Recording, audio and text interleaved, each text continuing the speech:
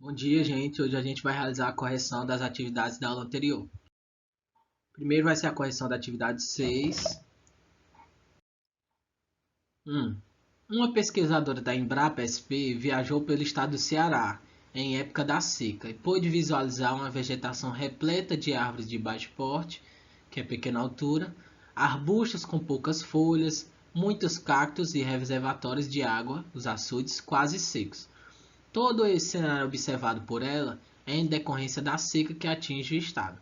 A descrição feita pela pesquisadora refere-se a, nesse caso é bem fácil, né? O item C, da caatinga. Porque as principais características da caatinga é justamente essa, ó. Árvores de baixo porte, principalmente, né, os cactos, né? E também ela falou que é no Ceará, e a caatinga está localizada principalmente no Ceará, no Nordeste, né? Também falou da questão da seca, né, que também é característica da caatinga. 2. Pelas características contidas no texto desta atividade, analise as figuras abaixo e marque qual delas representa as características do manguezal. Então, o manguezal é aquele ecossistema que está no encontro dos rios com os mares, né? Tem aquelas plantas, né, o mangue, que tem aquelas raízes bem para fora da terra, que no caso é lama. Então, aqui, observando essas imagens, o manguezal está no item C. No item A se refere ao cerrado, no item B se refere à caatinga e no item D se refere à floresta amazônica. 3. Escolha a alternativa que aborde exclusivamente as características da caatinga.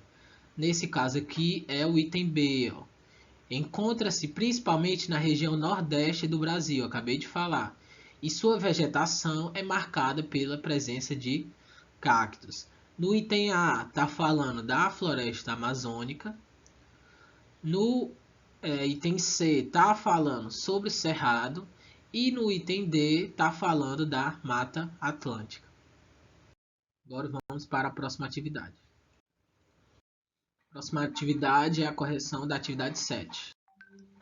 Quando o ar é comprimido e seu volume diminui, por exemplo, apertando o embolo da seringa até o fim, tapando o orifício, faz com que percebamos até onde pode comprimi-los. Analise a imagem abaixo e marque a alternativa que se refere corretamente à propriedade do ar. Tá aqui, ó. Tá aqui uma seringa, né? Ele tapou o orifício para não sair o ar, então o ar fica aqui dentro. Aí ele empurrou esse embolo aqui, ó, que isso aqui é chamado de embolo. Empurrou e o ar ele ficou mais comprimido, ou seja, ele diminuiu o seu volume. Antes tinha esse volume e agora tinha esse. Então qual é o nome dessa propriedade? O nome dessa propriedade do ar é compressibilidade, que o ar ele consegue diminuir o seu volume. Quando o ar se expande, se espalha, aumenta seu volume. Um exemplo dessa propriedade é quando abrimos um recipiente de um perfume e o cheiro se espalha pelo ambiente, pois o aroma volátil misturado com o ar ocupa o lugar no espaço. Qual propriedade do ar foi mencionada no enunciado dessa questão? Aí é o contrário da questão anterior. É a propriedade onde o ar ele se espalha, onde ele aumenta o seu volume. Então, nesse caso aqui, é o item A. Expansibilidade. 3. Quando apertamos o embolo da seringa, tapando o orifício, e depois soltamos, o embolo retoma a posição anterior, devido à propriedade do ar chamada de, nesse caso aqui, a propriedade elasticidade, né? Que é como se ele empurrasse o ar. Ele empurrasse a seringa. O ar estava comprimido, né, com o volume pequeno, e depois ele aumentou o seu volume. Então, como se ele se esticasse o ar, vamos dizer assim, entre aspas, né? Então, item C. Agora, correção da atividade 8. Você sabe por que, quando fazemos 2 furos em uma lata de óleo ou leite condensado, o líquido sai mais facilmente quando viramos a lata? Aqui, ó, quando a gente faz só um furo, o líquido não sai. Mas se a gente fizer 2 furos, o líquido sai. Por que é? Quando a gente faz só um furo, tem uma pressão dentro dessa lata. E quando tem só um furo, a pressão aqui dentro dessa lata ela fica muito baixa. E isso faz com que o líquido que esteja dentro não saia ou saia com dificuldade.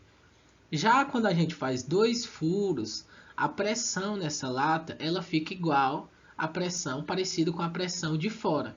Então o líquido sai mais facilmente. 2. Qual a forma correta de determinar a pressão atmosférica, ou seja, de medir a pressão atmosférica? Para medir a pressão atmosférica, a gente usa o barômetro. Pluviômetro não é, porque é para medir as chuvas, e nem o termômetro também, porque é para medir a temperatura. E 3. A condição citada no texto dessa atividade, com qual varia a pressão atmosférica, é o A. Quanto maior a altitude, menor vai ser a pressão atmosférica. E quanto menor a altitude, maior vai ser a pressão atmosférica. Então, a pressão atmosférica ela varia conforme a altitude. E é isso. Muito obrigado pela atenção.